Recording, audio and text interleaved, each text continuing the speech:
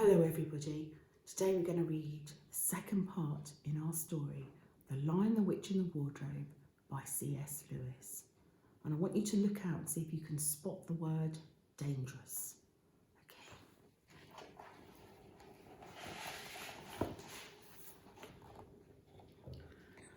Go home as quickly as you can, said the fawn, and can you ever forgive me for what I meant to do? Why, of course I can, said Lucy, and I do hope you don't get into trouble on my account. Farewell, daughter of Eve, said Mr. Tumnus. Perhaps I may keep the handkerchief. Of course. Goodbye, called Lucy, running towards the wardrobe door. Soon, instead of rough branches brushing past her, she felt soft coats, and all at once she was stepping into the empty spare room. Lucy ran into the hall where Peter, Susan and Edmund were still standing.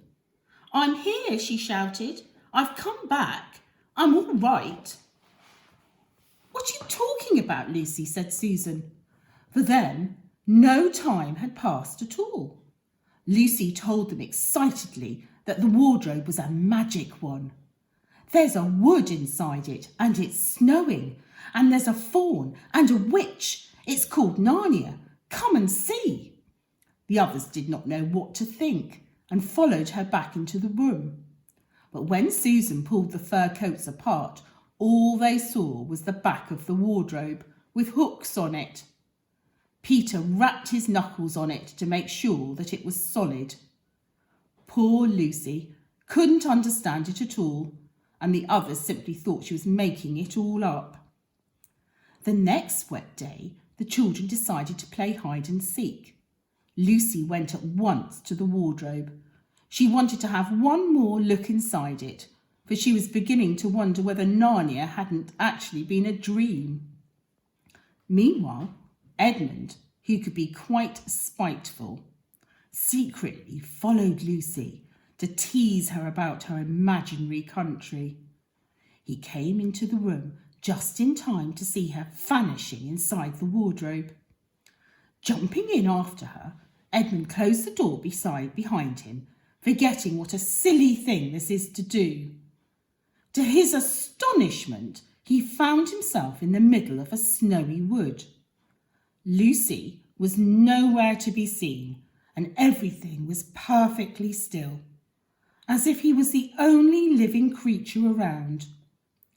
Then Edmund heard a sound of bells. It came nearer and nearer.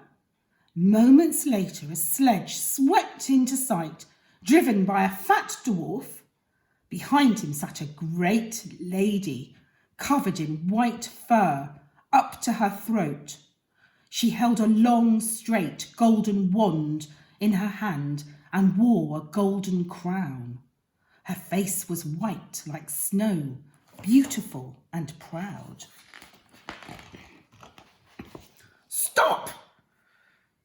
ordered the lady. And what, pray, are you? She asked, looking hard at Edmund.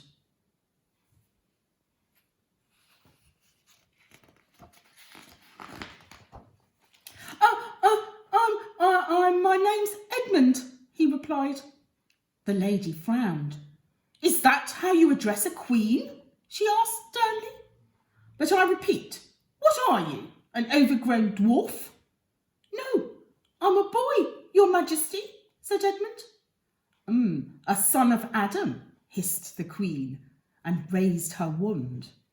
Just as Edmund thought she was going to do something dreadful, she suddenly said in quite a different voice, My poor child, how cold you look. Come and sit with me.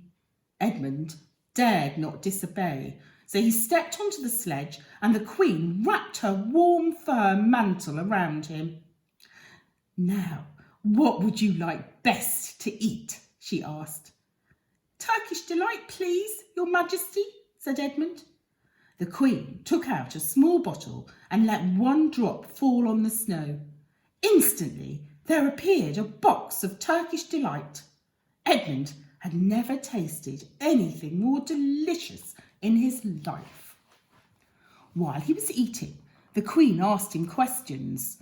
She got him to tell her that he had a brother and 2 sisters, and that one of his sisters had already been in Narnia and met a faun. At last the Turkish delight was finished. Edmund wished he could have had some more. He did not know that the Turkish delight was enchanted, and that anyone who had once tasted it would want more and more of it. The Queen knew quite well that Edmund was thinking, but instead of offering him any more, she said, "Son of Adam, I should so much like to meet your brother and your 2 sisters. Will you bring them here to see me? Because if you did come again, you could eat Turkish delight all day long.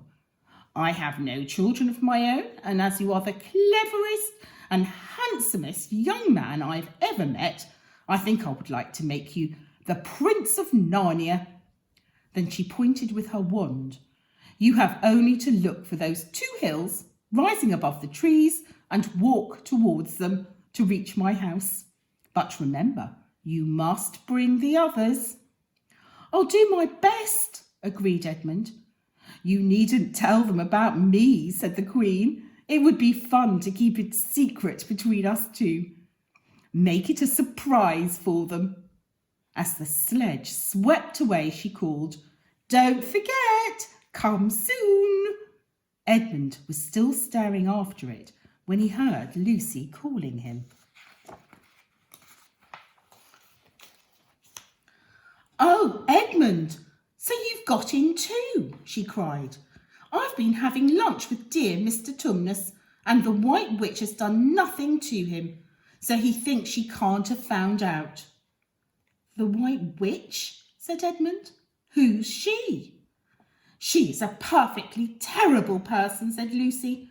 "She calls herself the Queen of Narnia, though all the fauns and nymphs and animals hate her. She can turn people into stone, and she has put an enchantment on Narnia so that it is always winter." When he heard that the lady he had made friends with was a dangerous witch, Edmund felt very uncomfortable. But he still wanted to taste that Turkish delight more than anything else. By this time they had walked a good way. Then suddenly they felt coats around them instead of branches.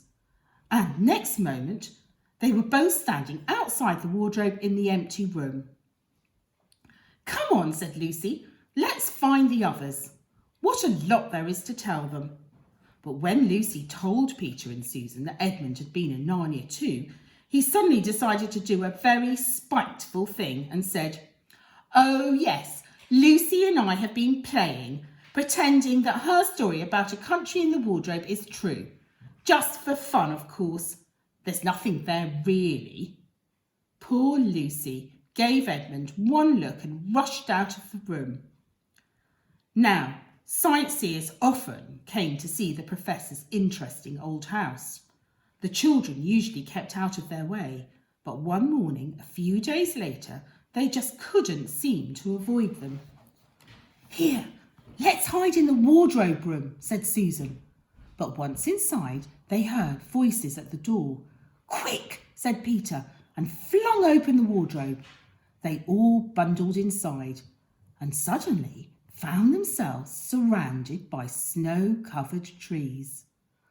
"Why, we've got into Lucy's wood," said Peter. He turned at once to her. "I'm sorry for not believing you, Lou." "That's all right," she said. "Let's go and see Mr. Tumnus.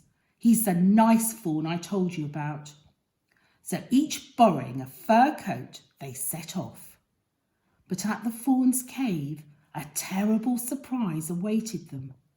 The door had been wrenched off its hinges and everything lay smashed on the floor.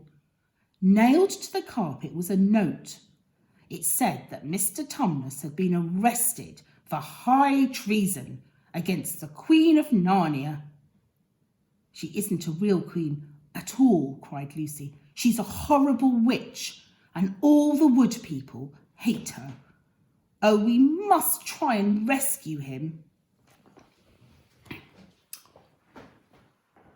Well, that's the end of the second part of our story, and I'll read another part tomorrow.